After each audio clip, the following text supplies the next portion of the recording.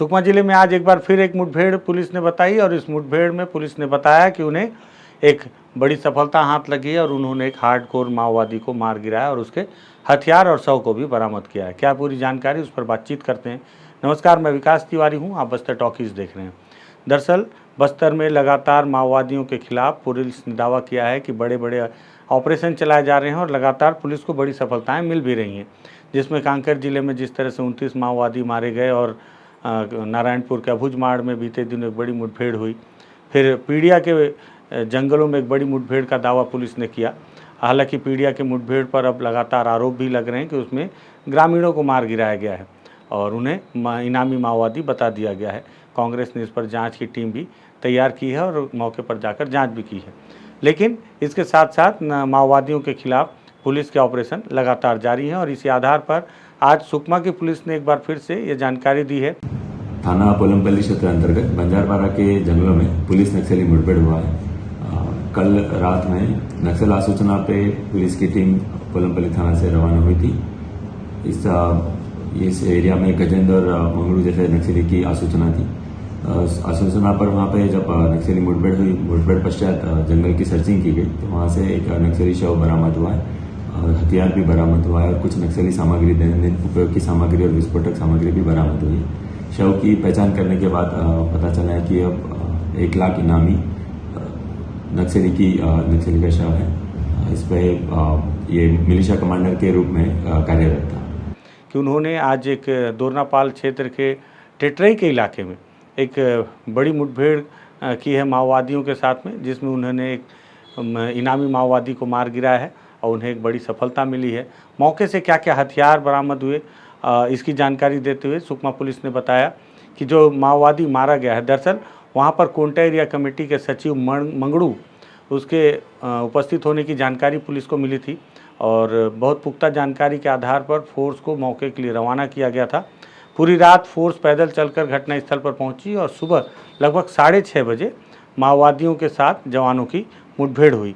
ये इलाका जो है अर्नमपल्ली और बंजारापारा जो है उसके पालामड़गू और टेटरई के आसपास के इलाके हैं, जिस इलाके में लगातार फोर्स सर्चिंग करते हुए सुबह पहुंची हुई थी। लगभग आधे घंटे तक पुलिस और माओवादियों के बीच मुठभेड़ होने की जानकारी जवानों ने दी और जब आसपास में मुठभेड़ होने के बाद जब माओवादी उस इलाके से निकल गए, जवानों ने घटनास्थल की सर्चिंग की तो उन्होंने एक मारे गए माओवादी की डेड बॉडी वहाँ पे बरामद करना बताया और साथ ही साथ वहाँ से मारे गए माओवादी का हथियार भी बरामद किया गया है। मारे गए माओवादी की शिनाख्त पुलिस ने समर्पित माओवादियों के माध्यम से किया है, जिसका नाम दूधी हुंगा बताया जा रहा है, जो कि स्कूल पारा अर्नमपल्ली का रहने वाला है। और सुकमा एसपी किरण चौहान ने इसके संबंध में जो प्रेस नोट जारी किया है उसमें उन्होंने बताया कि दूधी हुंगा पर 1 लाख रुपए का इनाम था और साथ ही साथ सुकमा एसपी ने 10,000 रुपये का इनाम अलग से घोषित कर रखा था। 16 अलग अलग मामले दर्ज किए गए हैं इस माओवादी पर और लंबे समय से पुलिस को इसकी तलाश भी थी। और साथ ही साथ घटनास्थल से एक भरमार बंदूक, टिफिन बम, डेटोनेटर और साहित्य के साथ अन्य माओवादी दैनिक उपयोगी सामान भी बरामद किया गया है। हालांकि भरमार के बरामद किए जाने पर कई लोग इस पर फिर संदेह जता रहे हैं, क्योंकि जिस तरह से पुलिस जो बयान जारी करती है कि आधे घंटे तक बड़ी मुठभेड़ हुई और 1 घंटे तक लंबी मुठभेड़ हुई, उसमें 1 लाख के हार्डकोर माओवादी को मार गिराने का दावा किया गया है, लेकिन वहीं मारे गए माओवादी के पास से भरमार बंदूक का बरामद करना कई लोगों के जहन में फिर से संदेह उत्पन्न करता है। बस्तर टॉकीज़ में हमने एक बार भरमार बंदूक के मैकेनिज़्म को बहुत बारीकी से समझाया। दरअसल जब हम अभुजमाड़ में घूम रहे थे तब हमने एक आदिवासी मिल गए थे जो अपनी खेत में जा रहे थे और उनके पास भरमार था।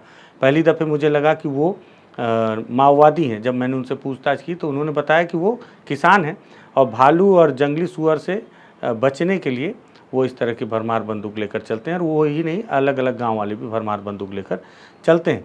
तब उन्होंने बताया था कि किस तरह से एक भरमार से अगर आप एक बार फायर कर दें तो दोबारा उसे रिलोड करने में कम से कम 15 से 20 मिनट का समय लगता है, वो भी आप अगर आराम से बैठकर विधिवत उसे लोड करेंगे। और अगर मुठभेड़ के दौरान मुझे लगता है कि माओवादी इस तरह के भरमार के बंदूक को लेकर कैसे मुठभेड़ किया करते होंगे, ये भी कई बार मेरे जहन में आती है। खैर, लेकिन पुलिस ने दावा किया है, पुलिस के पास वो सारे एविडेंस हैं और जो मारा गया माओवादी है उसके खिलाफ पुलिस के पास दस्तावेज हैं उसके खिलाफ 16 मामले हैं अलग अलग जो पहले से दर्ज किए गए हैं। तो पुलिस के आंकड़ों के अनुसार ये 1 लाख का इनामी है और पुलिस ने दावा किया है कि आधे घंटे तक मुठभेड़ चली है। तो मुठभेड़ वहाँ पर चली होगी, लेकिन एक सफलता है। अच्छी बात यह है कि अगर आधे घंटे तक मुठभेड़ चली तो उसमें जवान पूरी तरह से सुरक्षित रहे। और लंबे समय से ये देखने को मिल रहा है कि जवान तकनीकी तौर पर अपने सारे तकनीक का इस्तेमाल करते हुए माओवादियों को लगातार बड़ा आघात पहुंचा रहे हैं और अपने आप को पूरी तरह से सुरक्षित भी रखे रहे हैं, जो कि जवानों के लिए सुखद समाचार है। माओवादियों के खिलाफ बड़े ऑपरेशन में अब तक 100 से ज़्यादा माओवादियों को केवल इसी साल के कुछ चंद महीनों में मार गिराया गया है। LMG और AK-47 जैसे बड़े हथियार और लाखों के इनामी माओवादियों को भी मार गिराया गया है। उसमें अब 1 लाख के इनामी माओवादी का और उपलब्धि के तौर पर आज सुकमा पुलिस को ये इजाफा मिला है। मुझे लगा ये सारी जानकारी आप तक पहुँचाई जानी चाहिए, इसलिए इस वीडियो को तैयार किया गया है। तथ्य अगर आपको पसंद आए हों तो इस वीडियो को शेयर कीजिएगा। अगर लगे कि बातचीत तथ्यात्मक है बस्तर टॉकीज़ में तो बस्तर टॉकीज़ को सब्सक्राइब कीजिएगा। धन्यवाद।